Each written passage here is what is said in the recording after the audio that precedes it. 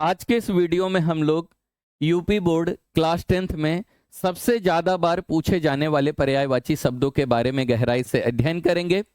इसके बाद मैं एक और मैराथन वीडियो बनाऊंगा। जितना भी यूपी बोर्ड क्लास 10th का पर्यायवाची शब्द है उसमें मैं पूरा आपको पढ़ाऊंगा। आज के इस वीडियो में मैं आपको जो मोस्ट इम्पोर्टेंट पर्यायवाची शब्द हैं उसे पढ़ाने वाला हूं। तो आइए लेक्चर शुरू करते हैं और समझते हैं। सबसे पहले हम समझेंगे पर्यायवाची शब्द किसे कहते हैं। तो यहाँ पे ध्यान दो, ऐसे शब्द जिनके अर्थ समान हो उन्हें पर्यायवाची शब्द कहते हैं। तो पर्यायवाची शब्द किसे कहा जाता है? जिनके अर्थ समान हो, यानी एक समान वाले शब्दों को हम लोग क्या कहते हैं? पर्यायवाची शब्द कहते हैं। और एक बात याद रखना, परीक्षा में पूछा जाता है, बहुत इंपॉर्टेंट है, पर्यायवाची शब्द को कभी कभी प्रतिशब्द भी लिखा होता है। तो बहुत सारे बच्चे कंफ्यूज रहते हैं, तो इस बात को ध्यान रखना। पर्यायवाची शब्द को प्रतिशब्द भी कहते हैं और समानार्थी शब्द भी कहते हैं। तो परीक्षा में कभी कभी पूछ लिया जाता है कि पर्यायवाची का पर्यायवाची क्या होगा। तो याद रखना, पर्यायवाची का पर्यायवाची क्या होता है? प्रतिशब्द होता है और समानार्थी होता है। समानार्थी का मतलब क्या होता है? समान अर्थ वाले शब्द। तो आइए जितने भी इंपॉर्टेंट पर्यायवाची शब्द हैं उनके बारे में अध्ययन करते हैं। सबसे पहला जो पर्यायवाची है वो है अमृत। अमृत का जो पर्यायवाची है वो क्या होगा? अमी होगा, सुधा होगा, पीयूष होगा, अमी होगा। तो याद रखना, अमृत का क्या होगा? अमीय, सुधा, पीयूष और अमी। ये हो गया अमृत शब्द का पर्यायवाची। उसके बाद है अग्नि। अग्नि को हम लोग क्या कहते हैं? अग्नि को हम लोग अनल भी कहते हैं, पावक भी कहते हैं, आग भी कहते हैं, दहन भी कहते हैं, ज्वाला भी कहते हैं। उसके बाद आता है आकाश। आकाश को हम लोग अंतरिक्ष भी कहते हैं, अंबर भी कहते हैं, आसमान भी कहते हैं, व्योम भी कहते हैं, नभ भी कहते हैं, गगन भी कहते हैं। उसके बाद आता है आंख। आंख को हम लोग पहले आसान समझते हैं, आंख को हम लोग नेत्र कहते हैं। आप जब चश्मे की दुकान पे जाओगे तो यहाँ पे क्या लिखा रहता है? नेत्र लिखा रहता है। आंख को हम लोग नयन भी कहते हैं, लोचन भी कहते हैं। यहाँ पे दो कठिन शब्द दिया गया है जिसे चक्षु और अच भी कहते हैं। तो ये आंख का जो है पर्यायवाची शब्द है। उसके बाद इंद्र को क्या कहा जाता है? इंद्र को हम लोग देवेंद्र भी कहते हैं, सुरेंद्र भी कहते हैं, सुरपति भी कहते हैं, पुरंदर भी कहते हैं और देवराज। आपने टीवी में अक्सर देखा रहेगा, जो इंद्र भगवान हैं उन्हें देवराज इंद्र कहा जाता है। यानी इंद्र को हम लोग क्या कहते हैं? देवराज भी कहते हैं, पुरंदर भी कहते हैं, सुरपति भी कहते हैं, सुरेंद्र भी कहते हैं और देवेंद्र भी कहते हैं। उसके बाद कमल, बहुत इंपॉर्टेंट है। कमल को क्या कहा जाता है? सरोज। सरोज, कमल को क्या कहा जाता है? सरोज।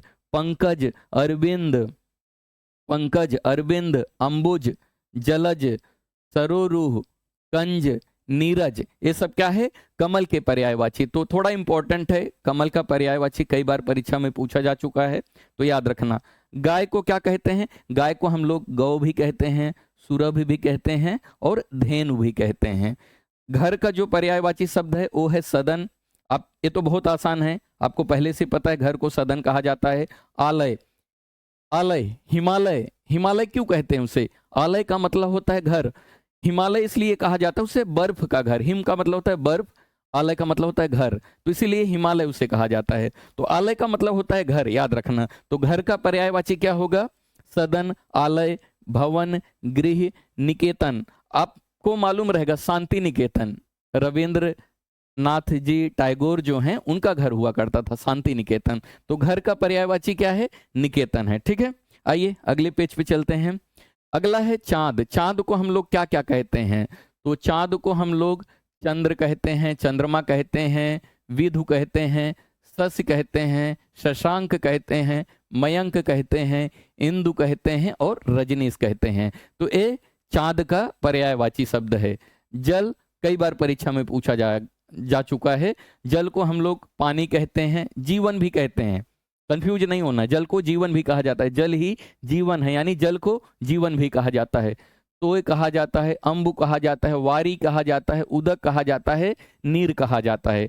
आपने अक्सर स्टेशन पे देखा रहेगा, वहां पे रेल नीर लिखा होता है। नीर का मतलब होता है पानी, यानी जल का पर्यायवाची क्या रहेगा? नीर भी रहेगा। ठीक है, उसके बाद तालाब, थोड़ा सा टफ हो जाता है जब परीक्षा में तालाब का पर्यायवाची पूछा जाता है। तो तालाब को हम लोग सरोवर, तड़ाग, जलाशय, ताल, पोखर, तो ये तीन आसान है, जलाशय, ताल, पोखर, ये सब तो आपने सुना रहेगा, ये तीन याद कर लेना। इसे सर भी कहते हैं, सरोवर भी कहते हैं, तड़ाग भी कहते हैं। उसके बाद नदी इंपॉर्टेंट है।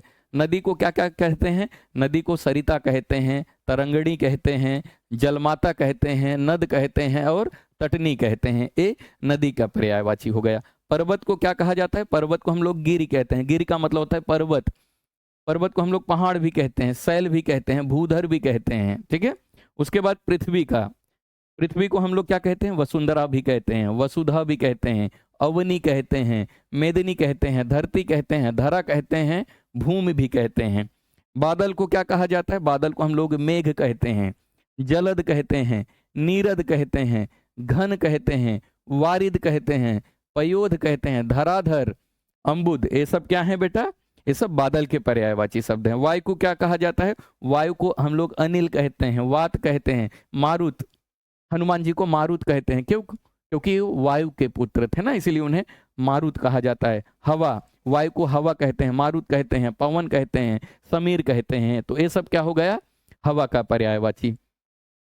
अगला देखते हैं, सूरज को क्या कहा जाता है? सूरज को हम लोग भानु भी कहते हैं, भास्कर, सूर्य, प्रभाकर, रवि, दिवाकर, ये सब किसके पर्यायवाची शब्द हैं? सूरज के। और इंद्र का मैंने पहले बता दिया था, यहाँ पे रिपीट हो चुका है। ठीक है, इंद्र को मैंने इससे पहले की स्लाइड में बताया था।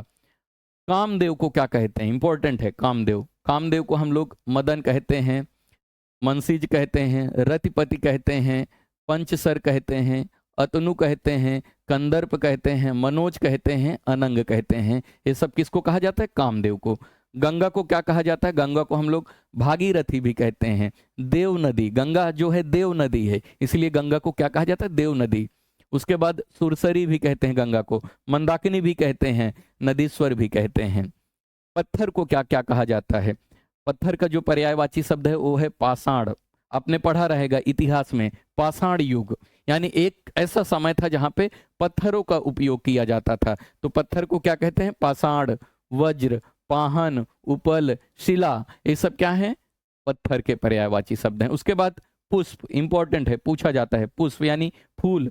पुष्प को क्या कहा जाता है? कुसुम भी कहते हैं, सुमन भी कहते हैं, फूल भी कहते हैं, कुहुब भी कहते हैं, मंजरी भी कहते हैं और प्रसून भी कहते हैं। ये फूल का जो है या पुष्प का पर्यायवाची है। उसके बाद माता को क्या क्या कहते हैं? माता को हम लोग जननी कहते हैं, जगत जननी है ना माता।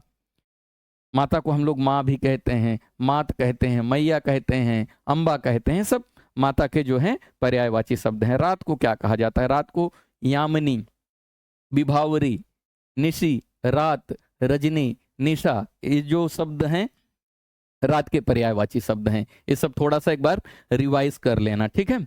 उसके बाद हम वन, काफी इंपॉर्टेंट है, वन को कई बार परीक्षा में पूछा जा चुका है।